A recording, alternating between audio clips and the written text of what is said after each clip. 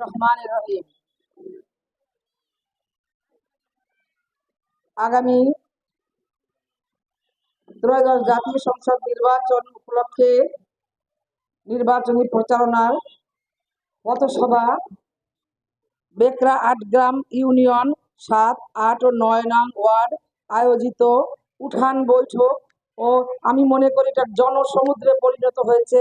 জনসভার সভাপতি আমাদের সাবেক চেয়ারম্যান বাড়ি ভাই সহ বেকরা ইউনিয়নের সমস্ত নেতৃবৃন্দ এবং আমার সাথে আগত নাগরপুর উপজেলার বিএনপি সহ সিনিয়র সহসভাপতি, স্বেচ্ছাসেবক দলের সাধারণ সম্পাদক সহ সমস্ত অঙ্গ সংগঠন, ছাত্র দলের সভাপতি, ছাত্র দলের সাধারণ সম্পাদক সহ আমার সিনিয়র নেতৃবৃন্দ, আমার সামনে উপবিষ্ট আমার বেকরা ইউনিয়নের ৭, ৮ এবং ৯ নং ইউনিয়নের আমাদের সমস্ত নেতৃবৃন্দ, আমার প্রিয় মা বোনেরা, আমার ভাইরা, আমার বাবা সমতুল্য মুরব্বিয়ান, আসসালামু আলাইকুম।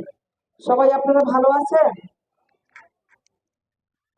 অনেক কথা বলার ছিল, সবার মনে আছে, কিন্তু কেউ বলতে পারছে না সময়ের অভাবে।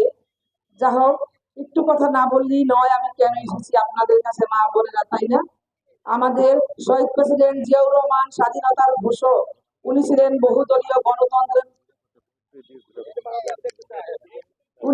বহুদলীয় গণতন্ত্রের প্রবক্তা শহীদ প্রেসিডেন্ট জিয়াউর রহমান। ওনাকে চট্টগ্রামের সার্কিট হাউসে হত্যা করা হয়, আপনারা সবাই জানেন।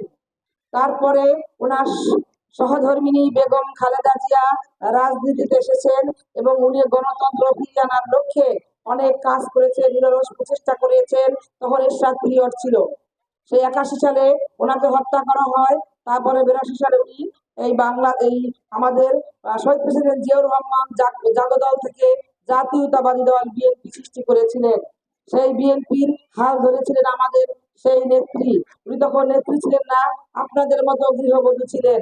উনি হাল ধরেছিলেন আমাদের কিভাবে স্বৈরাচারের সাথে হাত থেকে তার গণতন্ত্রকে ফিরিয়ে আনার লক্ষ্যে কাজ করেছিলেন। তার সাথে সহযোদ্ধা ছিলেন আমার স্বামী রবিউল আওয়াল লাবলু। টাঙ্গাইল ৬ নাগরপুর দেলদুয়ার আসনে ধানের শীষের কান্ডারি জননেতা, মানবতার ভেরিওয়ালা জনাব রবিউল আওয়াল লাবলু, আমি তার সহধর্মিনী মনোয়ারা বেগম মুকুল। আমি কাছ থেকে দেখেছি। আমি নিজেও ঢাকা বিশ্ববিদ্যালয়ে লেখাপড়া করেছি, ইডেন সরকারি বিশ্ববিদ্যালয়ে লেখাপড়া করেছি। সব ঢাকা লেখাপড়া আমার স্বামী। আমি কাছ থেকে দেখেছি ম্যাডাম খালেদা জিয়া আমার স্বামীকে লাবলু না বলে লাবু ডেকে হাতে খাইয়ে দিতেন। আমি দেখতাম, আমাকেও খাইয়ে দিতেন। আমি ঢাকা বিশ্ববিদ্যালয় শামসুন্নার হলে আমি ছাত্র নেত্রী ছিলাম। উনি আমাকে খুব আদর করতেন। যা হোক, এত কিছু বলার সময় নেই। আমাদের এরপরে 91 সালে নির্বাচন হয়েছিল। আমাদের দেশ নেত্রী আমাদের খালেদা জিয়া ক্ষমতায় এসেছেন, প্রধানমন্ত্রী হয়েছে। 3বারের সফল প্রধানমন্ত্রী হওয়া সত্ত্বেও ওনার উপর নিপীড়ন নির্যাতন হয়েছে। মা বোনেরা, সব ভাইরা, আপনারা সবাই দেখেছেন টেলিভিশনে, তাই না? আমি স্বচক্ষে দেখেছি ওনার বাসায়, ওনার জেল জুলুমের অত্যাচারে আমার স্বামী ওনাকে নিয়ে ঢাকা শহর সহ সারা বাংলাদেশের প্রত্যন্ত অঞ্চলে ঘুরে বেরিয়েছেন, গণতন্ত্রের জন্য আন্দোলন সংগ্রামে লিপ্ত ছিলেন। আমার স্বামী 17টি বছর বিভিন্ন জেল জুলুম অত্যাচারে শিকার হয়েও তার নিজের নীতি আদর্শ থেকে বিন্দুমাত্র সরে যাননি। এই দল ছেড়ে যাননি। নাগরপুর দেলদুয়ার আসনের সে ধানের শীষের কান্ডারি, সে যোগ্য নেতার হাতে তারেক রহমান এবং ম্যাডাম খালেদা জিয়া ধানের শীষের প্রতীকটি তুলে দিয়েছে। দীর্ঘ 42 বছর 84 সালে সে ঢাকা বিশ্ববিদ্যালয়ে ভর্তি হয়। তারপর থেকে বিভিন্ন আন্দোলন সংগ্রামে সে অগ্রগামী ছিলেন। জিয়া পরিবার তার উপর খুবই সন্তুষ্ট। সারা বাংলাদেশ থেকে 10 জনকে, সারা বাংলাদেশে বুঝেন কত ইউনিয়ন, কত ওয়ার্ড, কত জেলা, কত মহকুমা, কত অনেক কিছুই আছে, মহকুমা সরিটা বিভাগ আছে। সবার মধ্যে 10 জন কোনার সিএসএফ মানে হলো চেয়ারপারসন সিকিউরিটি ফোর্স, 10 জনকে দেওয়া হয়েছিল। আমার স্বামী ছিল তার মধ্যে একজন। 9 জন বেতনভুক্ত ছিলেন। আমার স্বামী 1 টাকা বেতন নিতেন না, উল্টা জিয়া পরিবারের জন্য কিছু করার চেষ্টা করেছেন, আমিও সাথে। যা হোক, আমার প্রিয় উপস্থিতি, প্রিয় মা বোনেরা, আমার স্বামীর সাথে সাথে আমিও অনেক নির্যাতনের শিকার হয়েছি। আমি আমার সন্তানটি ভূমিষ্ঠ হওয়ার আগে 7 বার আমি অ্যারেস্ট হয়েছি। আমার সন্তানটি ভূমিষ্ঠ হওয়ার পর 4 বার অ্যারেস্ট হয়েছি। বলেন কয়বার আমি নির্যাতনের শিকার হয়েছি? 11 বার। 11 বার আমাকে ধরে নিয়ে যাওয়া হয়েছে ম্যাডামের কোনো কথা বলার জন্য, কোনো কথা গোপন তথ্য ফাঁস করার জন্য, আমার স্বামীকে খুঁজে বের করার জন্য। আমি বলতাম ডিবি অফিসে আমাকে ধরে নিয়ে যাওয়া হতো। আমি বলতাম ঠিক আছে, আমার স্বামীকে আমি পাই না, আপনারা খুঁজে দেন আমার স্বামীকে। এভাবে আমাকে অ্যারেস্ট করে আমাকে রাত 3টা 4টার সময় বের করতো। আমি বলতাম এখন আমি কিভাবে যাব, মহিলা মানুষ, আপনারাই আমাকে বাসায় পৌঁছে দিয়ে আসবেন।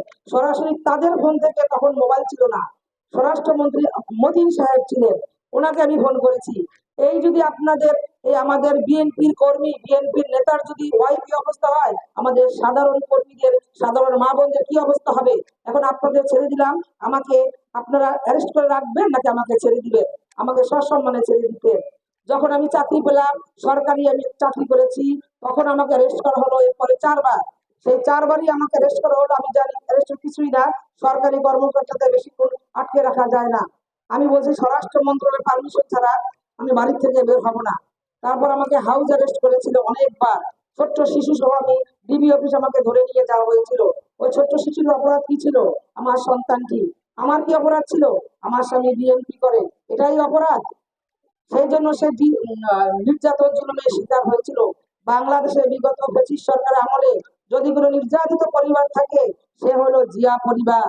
আপনারা দেখেছেন পুরান রাষ্ট্রপতির সন্তান, 3 বারের সফল প্রধানমন্ত্রীর সন্তান তারেক রহমান, তাকে 2007 সালে কিভাবে ঝুলিয়ে নির্যাতন করেছিল, মা বোনেরা আপনারা সবাই স্বচক্ষে দেখেছেন, টিভির মাধ্যমে। স্বচক্ষে না, টিভির মাধ্যমে দেখেছেন, আমরাও দেখেছি। এভাবে যাই হোক, ওনাকে মেরে এভাবে অত্যাচার করে, নির্যাতন করে ওনাকে বিদেশে পাঠিয়ে দেওয়া হলো। উনি আর মাকে দেখতে পারেননি। মায়ের সাহচর্য, মায়ের আদর আঁচল তলে, উনি আঁচল তল থেকে বঞ্চিত ছিলেন।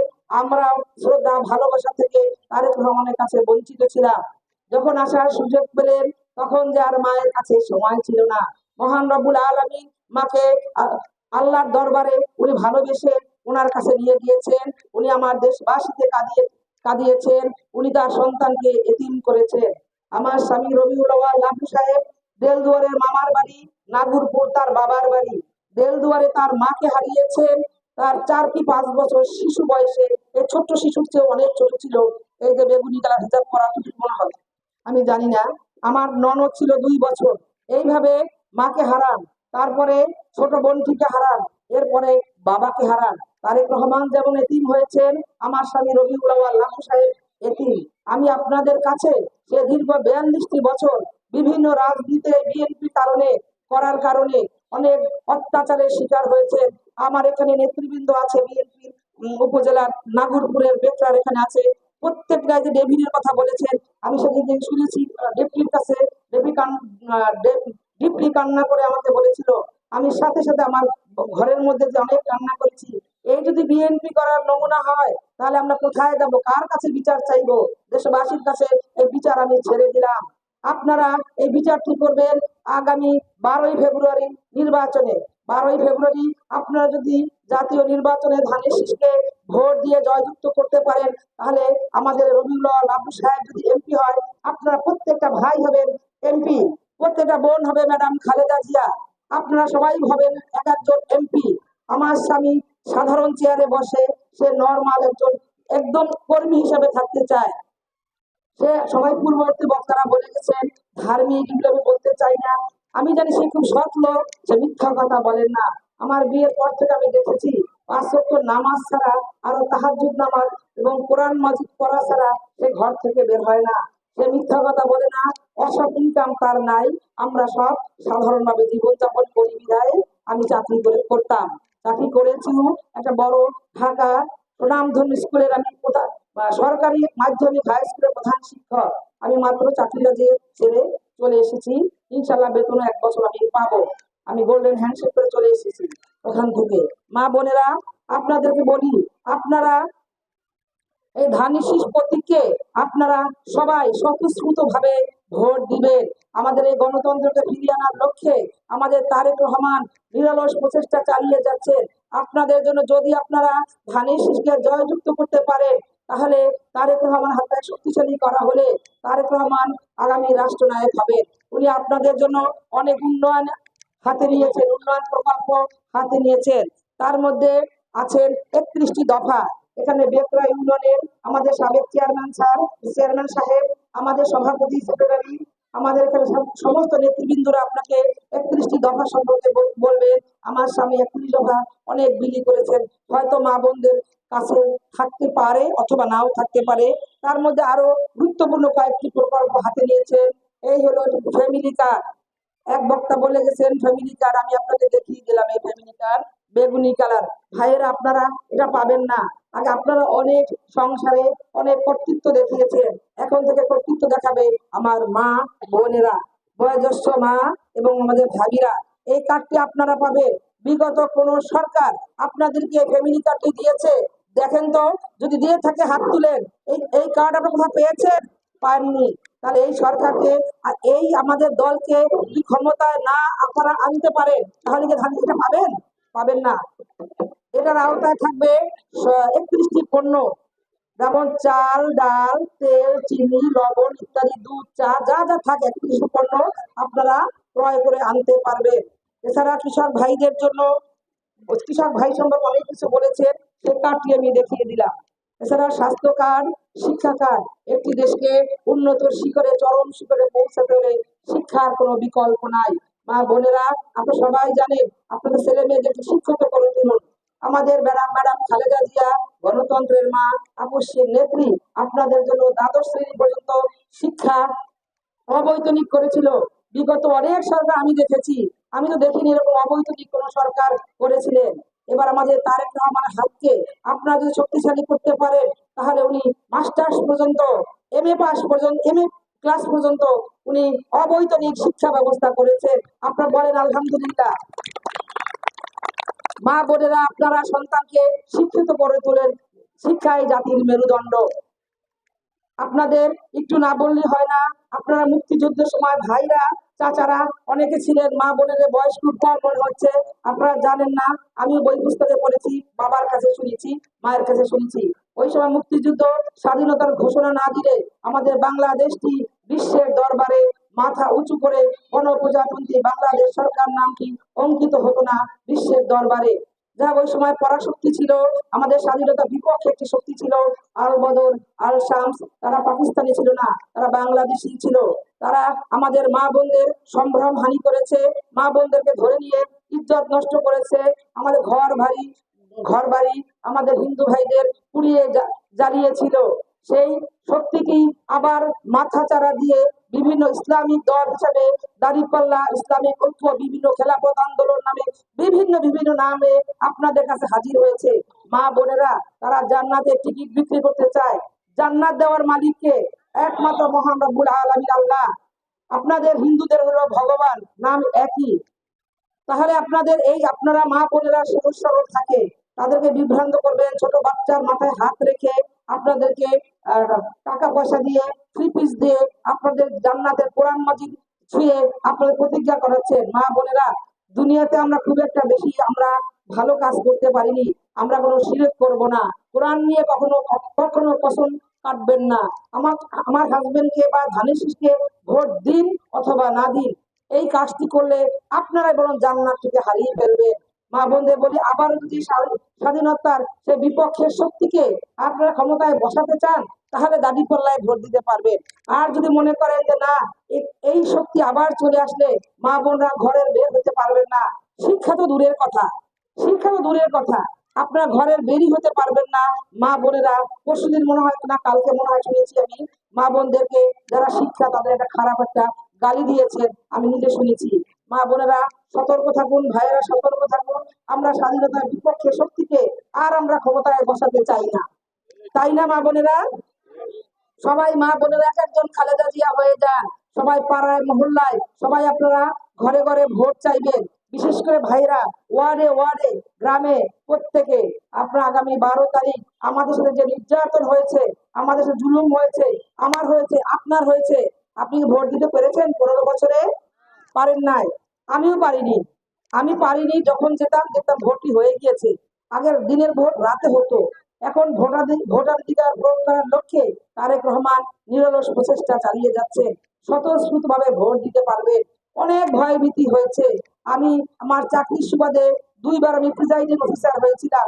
আমার আঙ্গুলটি কেটে কেটে ফেলা হবে হুমকি দিয়েছে। পিস্তল দিয়ে আমার পিছনে ধরেছিলেন, রিভলভার পিস্তল ধরেছিলেন, AK-47 এই সমস্ত অস্ত্র আমাকে ধরেছে, আমাকে মেরে ফেলবে। আমি মোহাম্মদপুর স্কুলের একটা ওখানে প্রিজাইডিং অফিসারের দায়িত্বে ছিলাম। যা হোক, তারপরও সততাকে বিক্রি হতে দেয়নি। আমরা অনেক কষ্ট করেছি। মা বোনেরা রাতে ঘুমাতে পারেনি, সন্তানকে ধরে নিয়ে গেছে, হাজবেন্ডকে ধরে নিয়ে গেছে। আর মনে হয় ধানের শীষে ভোট দিলে এই আতঙ্ক আর থাকবে না। আপনারা সবাই ধানের শীষে আপনারা মা বোনেরা সন্তানকে নিয়ে, বোনকে নিয়ে, শাশুড়িকে নিয়ে, সবাইকে নিয়ে ভোট কেন্দ্রে উপস্থিত হবে। 100% উপস্থিত হবেন আপনারা। মা বোনেরা ভোট কেন্দ্রে যাবেন না? বলেন তো দেখি, হাত তুলেন। আলহামদুলিল্লাহ। আপনারা ভোট কেন্দ্রে যাবেন, ফজরের নামাজ পড়ে আপনারা ভোট কেন্দ্রে যাবেন নির্বিঘ্নে, আর বাধা হবে না, কোনো ভয় নাই আপনাদের। আপনারা হিন্দু ভাইদের বোনদের বলি, আপনারা ভয় পাবেন না। আপনারা আপনারা এই ধানের শীষ প্রতীক মানে শান্তির প্রতীক। ধানের শীষ প্রতীক শান্তির প্রতীক। জাতীয়তাবাদী দল হলো একটি শান্তির দল, গণতন্ত্রের দল। গণতন্ত্র মানেই তো হিন্দু, মুসলমান, বৌদ্ধ, খ্রিস্টান সবাই আমরা মিলেমিশে কাজ করব। তা আমরা হিন্দু মুসলিম ভাই ভাই সবাই মিলেমিশে থাকতে চাই। হিন্দু মুসলিম ভাই ভাই আমরা সবাই মিলেমিশে দেশ গড়তে চাই। যদি হিন্দু মুসলিম ভাইদের বলি, মা বোনদেরকে বলি, কেউ ভয়ভীতি প্রদর্শন করে আপনাদের মন্দির, উপাসনালয় সহ কোথাও নষ্ট করে ফেলে, আপনাদের বিনষ্ট করে, আপনারা সরাসরি আমার নাম্বারে ফোন দিবেন। এই বেকরা ইউনিয়ন এসে মনে হয়েছে আমি মনে হয় একটি বিএনপির জনসভায় এসেছি। বিএনপির দুর্গে আমি পৌঁছে গিয়েছি। এখানে মা বোনেরা আপনারা হিন্দু পরিবারদেরকে আমরা নিরাপত্তা দেওয়া নিশ্চিত করছি। যদি ধানের শীষে ভোট দিলে এই দলটিকে ক্ষমতায় নিয়ে আসতে, এই দলটি যখনই ক্ষমতায় ছিল আপনারা শান্তিতে থাকতে পেরেছেন, তাই না মা বোনেরা? আবার এই দলটিকে ক্ষমতায় আনার জন্য 12 তারিখে সবাই নির্বিঘ্নে দলবদ্ধ হয়ে আপনারা স্বতঃস্ফূর্ত ভাবে আনন্দে ভোট দিবেন। আপনারা সবাইকে আমি সুস্বাস্থ্য কামনা করছি। আমার কোনো কথা যদি কোনো বেয়াদবি হয়ে থাকে, কোনো কষ্ট পেয়ে থাকেন, আমি সবার কাছে ক্ষমা প্রদর্শন করছি। আপনারা ভালো থাকবেন, আমার জন্য, আমার পরিবারের জন্য দোয়া করবেন। আপনারা যদি ধানের শীষে ভোট দিতে পারেন, রবিউল লাবু সাহেবকে হাতকে শক্তিশালী করা হবে। এর সাথে সাথে আপনার সাবেক চেয়ারম্যান বাড়ি ভাইয়ের হাতকে শক্তিশালী করা হবে। সবাই একটা লাভলু হয়ে যাবেন, সবাই এমপি হবেন। আশা করি সবাই ভোট কেন্দ্রে যাবেন এবং ধানের শীষে ভোট দিবেন। মা বোনেরা, ভাইরা, জেঠি, কাকিমারা সবাই, আপনারা সবাই ভালো থাকবেন। আমাদের সবার জন্য দোয়া করবেন। আপনাদের জন্য অসংখ্য দোয়া, শুভেচ্ছা, অভিনন্দন। শহীদ প্রেসিডেন্ট জিয়াউর রহমান অমর হোক। বেগম খালেদা জিয়া গণতন্ত্রের মা, আপসী নেত্রী অমর হোক। আরাফাত রহমান কোকো অমর হোক। তারুণ্যের অহংকার আগামী রাষ্ট্রনায়ক তারেক রহমান জিন্দাবাদ। নাগরপুর দেলদুয়ার আসনের ধানের শীষের প্রার্থী জনাব রবিউল আউয়াল লাড্ডু জিন্দাবাদ। সবাইকে ধন্যবাদ। বাংলাদেশ জিন্দাবাদ। আসসালামু আলাইকুম।